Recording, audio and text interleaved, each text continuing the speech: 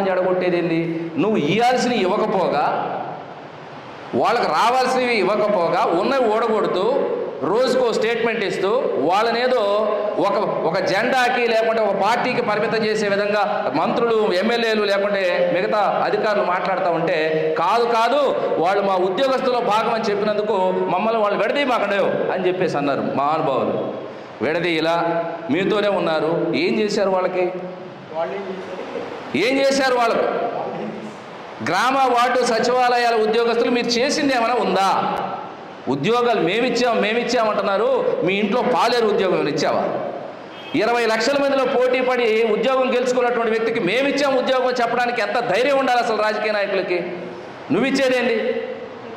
పని చేయకుండా ఊర కూర్చోబెట్టి ఏమైనా డబ్బులు ఇస్తున్నావా మాకు, మా సోదరులకి? ఎంత పని చేస్తున్నారంటే మీ మీద ప్రతి ఒక్కడు అజమాయిషీ చేసేవాడే. ఎంఆర్ఓ అజమాయిషీ చేసేవాడే, ఎంపీడీఓ అజమాయిషీ చేసేవాడే, పంచాయతీ సెక్రటరీ అజమాయిషీ చేసేవాడే, విఆర్ఓ అజమాయిషీ చేసేవాడే, చివరికి కలెక్టరేట్లో ఉండేవాడు వాడెవడో మళ్ళీ మీ మీద అజమాయిషీ. అంటే దారిని పోయే దానాయిలు మొత్తము నువ్వు ఇది చేయి అని 10 పనులు అప్పగిస్తే ఏ పని చేయాలా? రోజుకి ఎన్ని గంటలు ఉంటాయి? గ్రామ వార్డు సచివాలయాల ఉద్యోగస్తులకు 48 గంటలు ఉంటాయా? రోజుకు 4 చేతులు 4 కాళ్ళు ఉంటాయా? 2 మెదళ్ళు ఉంటాయా వాళ్ళకేమన్నా? ఒక వ్యక్తి ఒక ఆర్డర్ ఇచ్చినప్పుడు ఆ పని చేసే వరకు మరొక అంశం అక్కడ ఉండకూడదు. అర్జెంట్, అది కూడా సాయంత్రం లోపు కావాలి రిపోర్ట్. అది ఇవ్వకపోతే నేను చాలా సందర్భాలు గమనించే మిత్రులారా, నువ్వు ఈ పని సాయంత్రం చేయకపోతే సస్పెండ్ అవుతావు. ఏంటి సస్పెండ్ అంటే అంత ఈజీనా?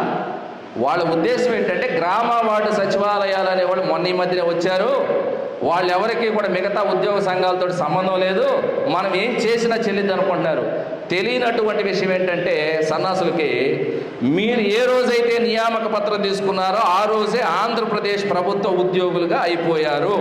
మీరు గ్రామ వార్డు సచివాలయం కావచ్చు, ఇక్కడ ఉన్నటువంటి అమరావతిలో ఉన్న సచివాలయం కావచ్చు, స్కూళ్ళు కావచ్చు, కలెక్టరేట్లో ఉన్న కలెక్టర్తో సహా అందరం మనం ఒకటే అనే విషయాన్ని మీ అందరూ కూడా గుర్తుపెట్టుకోవాల్సినటువంటి సందర్భం. మిత్రులారా, అసలు ఉద్యోగాలు ఇచ్చావు, ఎవరు వచ్చింది?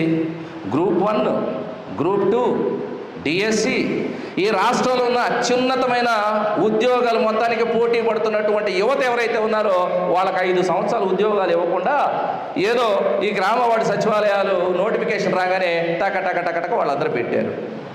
ఏమన్నా 10వ తరగతి క్వాలిఫికేషన్తో తీసుకున్నావా? లేదు ఊర కూర్చోబెట్టేస్తున్నావా? అరే పిహెచ్డీలు చేసిన వాళ్ళు ఉన్నారు, ఎంటెక్లు చేసిన వాళ్ళు ఉన్నారు, ఎంతెంత ఉద్యోగుల చేత ఎంత క్వాలిఫికేషన్తో ఉన్నటువంటి వ్యక్తులని అనవసరంగా తోలనాడేటటువంటి ప్రభుత్వ పెద్ద అధికారులు కూడా మేమందరం గమనించాం. ఖచ్చితంగా వాళ్ళందరికీ కూడా ఈ విషయం ఇప్పటికే అర్థమై ఉంటుంది, వీళ్ళతో పెట్టుకోకూడదు అనే విషయం అర్థమై ఉంటుంది. కానీ ఇక్కడ లోపిస్తున్నటువంటి అంశం ఒకటి ఉంది మిత్రులారా, మనందరికీ ఐక్యత లోపిస్తూ ఉంది.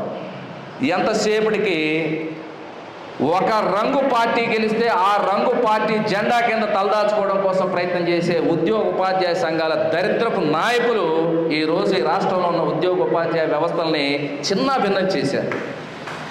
ఆ చిన్నాభిన్నం చేయడంతోనే లెక్క లేకుండా పోయింది. అవసరమైతే నువ్వు తిడతావు, బాగానే ఉంది, నువ్వు టీవీలో కనపడవు, నువ్వు న్యాయం మాట్లాడతావు, నువ్వు నిజం మాట్లాడతావు, నువ్వు పేపర్లో కనపడవు. ఎవడైతే పాలాభిషేకాలు చేస్తాడో,